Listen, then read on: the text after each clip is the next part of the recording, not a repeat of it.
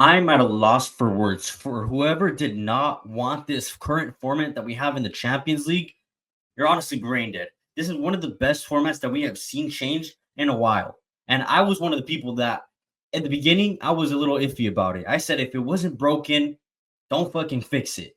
But it looks like it was broken because it needed some fixing, and we're getting matches like these that are just fucking insane. First off, let's start with Atleti versus Leverkusen, and then we'll go to Benfica versus Barcelona, Liverpool versus Lille, and then some other crazy matches. But we're just gonna sum up those three big matches. But before we get into this UEFA Champions League wrap up, make sure you guys subscribe, like, check out all the platform links down below. Hello and welcome back to another episode of Charla Football. I'm your host, as always, Gerardo, and we're gonna look at the Champions League. I mean, what a fucking crazy day of matches. I mean, one of the best, if not the best, match week so far that we've had, or just match day that we've had in this Champions League so far. We're going to start with Atleti versus Leverkusen. I think this is probably one of the better matches on paper that we were expecting it for it to be a banger, and honestly didn't disappoint. We had two red cards at the end. Both teams were playing with 10 players. It was Leverkusen who got off into a hot start after a red card for Atletico Madrid. Pablo Barrios with a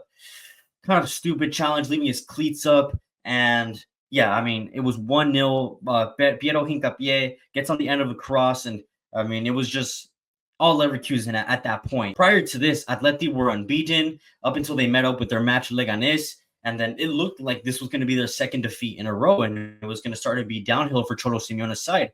But Julian Alvarez said, hold my fucking beer. The $75 million signing, $75 million signing. I don't know how much exactly was the cifra, but he shows his class. He showed his quality. He had 7 goals in 11 matches or 11 appearances recently. So he's been on fire. And I mean, with the 2 goals that he scored today, one being the equalizer, which was absolutely just came out of nowhere. Honestly, it was Griezmann with the beautiful filter ball into him. And it kind of reminded me of that goal he scored against Croatia, just taking on 3 players from like 40 yards out, just running by completely by himself. And I mean, we know him. He's a quick, he's a strong player, and his finishing is masterful, of course.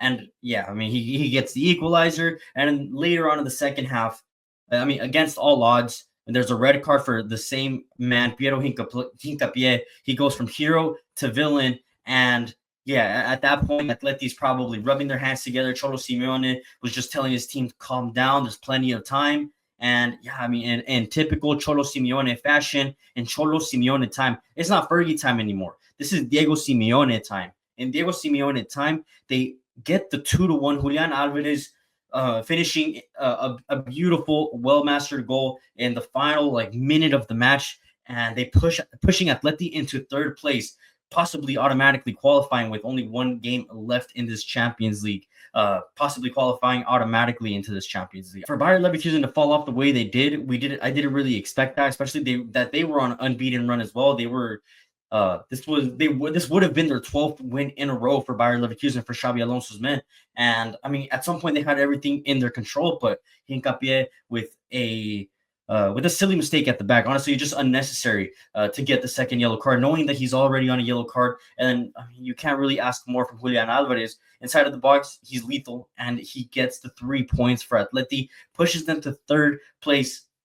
Yeah, I mean, Atleti, they're on fire. There's no denying that. Move over to the Estadio de Luz, Benfica versus Barcelona, where it was the best match I have seen in a while. 4-5. The home team Benfica could not hang on.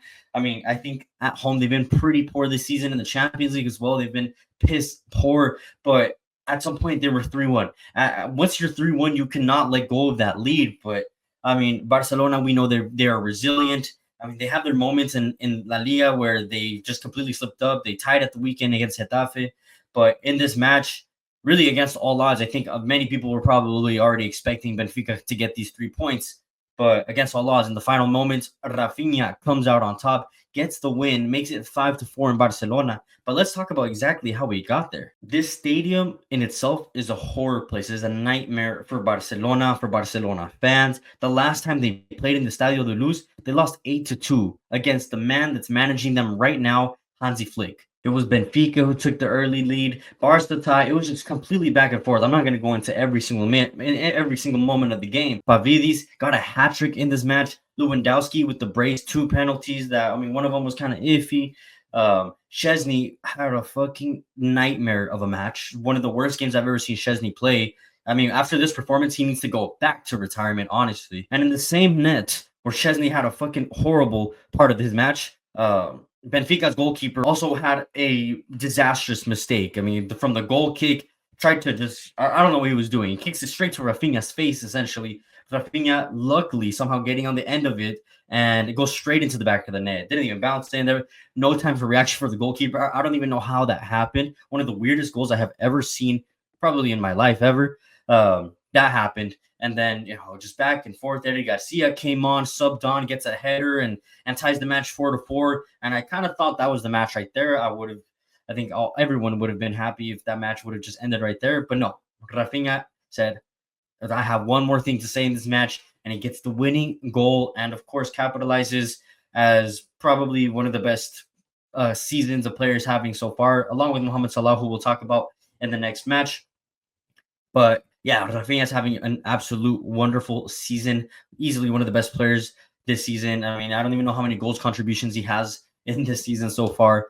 But yeah, I mean, the performance that he gave today, really, I would say was a 7 out of 10. The goals probably bring it up a lot higher. But for everyone on that part, not just Barcelona, but Benfica, was just atrocious defending, an atrocious game, which is why we saw so many goals. Which is what you want to see as a neutral fan, right? What does that mean for Barca? It means that they hold on to that second spot, and which is very important. They're most likely going to automatically qualify into the next round of the Champions League, which is great for Hansi Flick and his men. For Benfica, they got to do better. And then lastly, where things maybe weren't as exciting as these two matches previous, Liverpool versus Lille. I mean, it had one of the best finishes I've seen so far. In Mohamed Salah just chipping the goalkeeper was just a beautiful stroke of genius from Mohamed Salah. First place Liverpool, of course. They were going up against a Lille who's a giant beater so far in this match, or in this Champions League. They beat both Madrid teams. They tied with Juventus. They were unbeaten in like 21 matches in all comps so far. And they were looking to get top 8 with a win or some sort of result here. Unfortunately for Lille, it wasn't possible. But Liverpool do come out on top. They keep that perfect record in the Champions League. Lille held them off for about 30 minutes, but it was Mohamed Salah with a beautiful chipped or curled shot. I don't even know how to describe it, but just his finish was impeccable. Made it his 22nd goal of the season so far with Liverpool. And then fast forward a little bit, we go to the hour mark in the second half where Jonathan David, a poacher's goal, just in the right spot at the right time. Lille equalized, and you thought, okay, maybe Lille can hold this. Maybe they can hold on to this draw, which would be a golden result for Lille. To go to Anfield and draw is not an easy task for anybody. But it didn't really last. 5 minutes after, it was Harvey Elliott with a shot outside of the box after a corner kick, and a little bit of luck on Liverpool's side. It's deflected, goes in. Liverpool get the 3 points. They remain intact with that perfect record at the top of the Champions League, looking below everybody. Easily the best team in the world at the moment, for sure. And yeah, that kind of wraps up this Champions League. If you guys want to see more Champions League content, make sure to tune in tomorrow. There'll be a video right after the matches tomorrow, so make sure to stay tuned. Make sure to subscribe, follow, turn on the post notifications at the bottom, and we'll see you guys on the next time. Peace out.